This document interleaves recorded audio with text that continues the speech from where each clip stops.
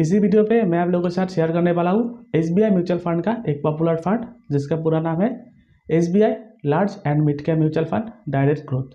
तो फ्रेंड्स, अगर आप इसी म्यूचुअल फंड में आप लोगों का पैसा निवेश करना चाहते हो तो आपको इसी म्यूचुअल फंड का बारे में जानना चाहिए। तो फिर आइए दोस्तों, अभी हम लोग डायरेक्ट चला जाते हैं कंप्यूटर स्क्रीन में और आप लोगों को दिखा देता हूँ म्यूचुअल फंड में निवेश करने का पहले क्या क्या चीज़ आपको जरूर जानना चाहिए। तो हम लोग जानेंगे इसी SBI large and mid cap mutual fund का बेसिक फंड इन्फॉर्मेशन क्या है और इसके साथ साथ पास्ट ऑल टाइम रिटर्न्स क्या देके आ रहा था, जो रिटर्न्स आप लोगों को मिल रहा था, और शेयर होल्डिंग एनालिसिस। तो फिर आइए सबसे पहले हम लोग देख लेते हैं इसी म्यूचुअल फंड का बेसिक फंड इन्फॉर्मेशन का बारे में। तो देखिए, इसी SBI large and mid cap mutual fund start हुआ था मार्केट में जनवरी 2013 में, यानी कि इसी म्यूचुअल फंड का अभी करीब करीब एज कंप्लीट हो गया 10 ईयर्स।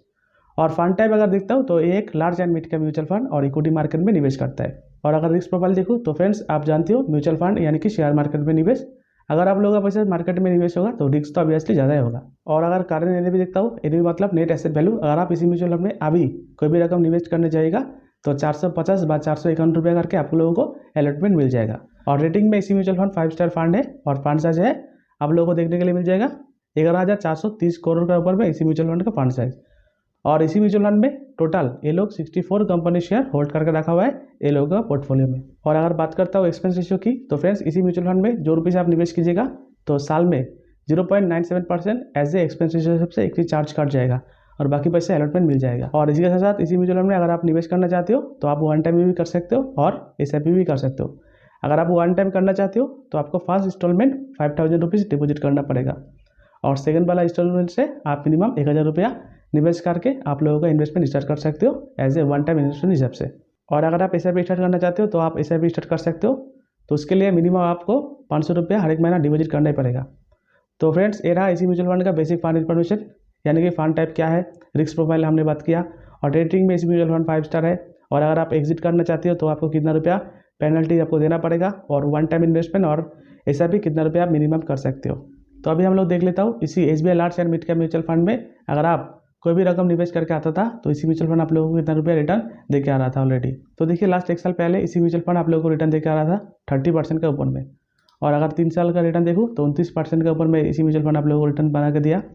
और 5 ईयर्स रिटर्न देखूँ तो ऑलमोस्ट 15% के ऊपर में आप लोगों को रिटर्न बना के दिया इसी SBI large and mid cap mutual fund.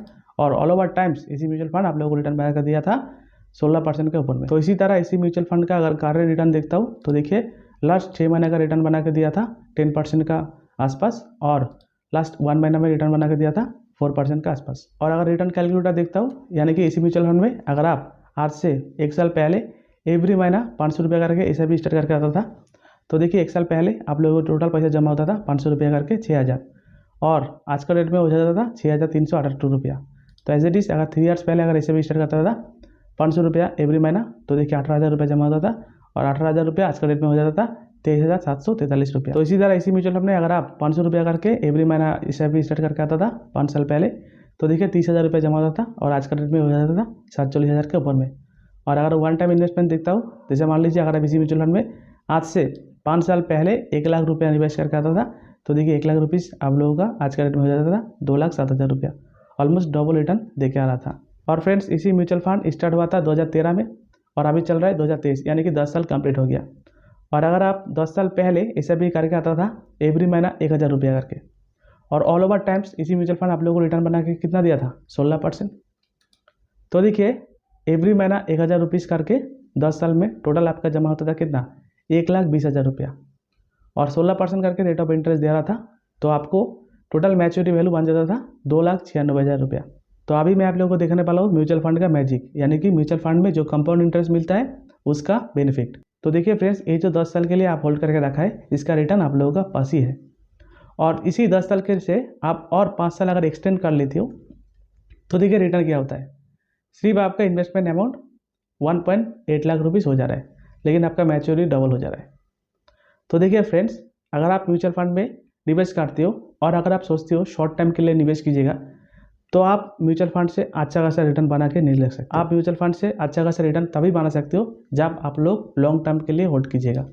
तो देखिए 15 साल होल्ड करने के बाद अगर आप उसी म्यूचुअल फंड में और 5 साल बाद अगर एक्सटेंड कर लेते हो तो आपका मैच्योरिटी अमाउंट भी डबल होते रहेगा।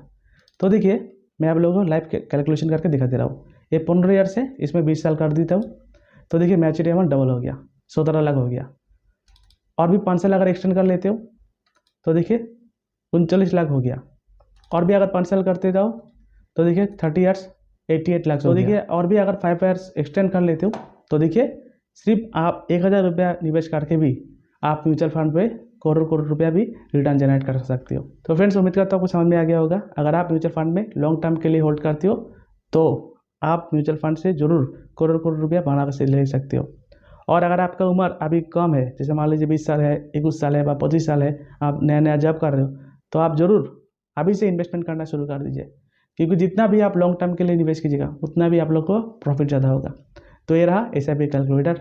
और इसी रिटर्न के ऊपर में आप लोगों को टैक्स भी देना पड़ेगा, यानी कि म्यूचुअल फंड से जो रिटर्न आप लोगों को मिलेगा वो टैक्सेबल इनकम में पड़ेगा।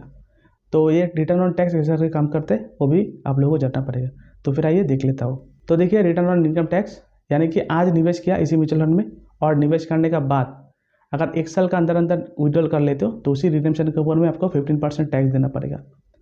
और अगर आप आज निवेश करते हो और 1 साल बाद जाके विड्रॉल करते हो कोई भी एक फाइनेंशियल ईयर पे और अप टू 1 लाख रुपीज़, तो उसी 1 लाख रुपीज़ के ऊपर में आप लोगों को कोई भी रकम से टैक्स देना नहीं पड़ेगा।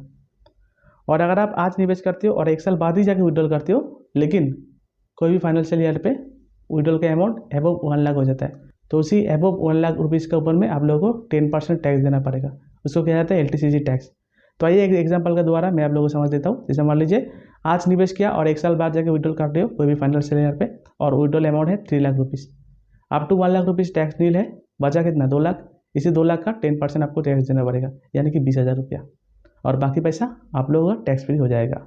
तो अभी हम लोग बात करने वाला हूँ इसी म्यूचुअल फंड में जो रुपीज़ आप निवेश कर दीजिएगा तो उसी म्यूचुअल फंड आप लोगों का पैसा कुछ ना कुछ कंपनी में निवेश करता है। तो आपको ये भी जरूर जानना चाहिए आप लोगों का पैसा इसी म्यूचुअल फंड कहाँ पर निवेश करता है। तो देखिए होल्डिंग्स में आप लोगों को देखने को मिल जाएगा। ICICI बैंक LTD 5.6% ये लोग होल्ड करके रखा हुआ है। HDFC बैंक 4.6% एसेट परिमाण, इन्फोसिस LTD 3.5%, तो as it is ITC LTD 3.4%, State Bank of India 3.1%। तो फ्रेंड्स ऐसा ही इसी म्यूचुअल फंड टोटल 64 कंपनी का शेयर में ये लोगों का पैसा होल्ड करके रखा हुआ है। और अगर इक्विटी सेक्टर एलोकेशन मुझे देखता हूँ तो सबसे ज़्यादा पैसा ये लोग फाइनेंशियल सेक्टर में निवेश करता है 21% जैसा, और इसी तरह हेल्थ केयर में 11%, कंज्यूमर स्टेबल पे 10%, ऑटोमोबाइल पे 10%। तो टोटल ये लोग होल्ड करके रखा है 10,607 करोड़ का वर में। तो उम्मीद करता हूँ आपको समझ में आ गया होगा इसी SBI large and mid cap mutual fund के बारे में। तो फ्रेंड्स यही था वीडियो।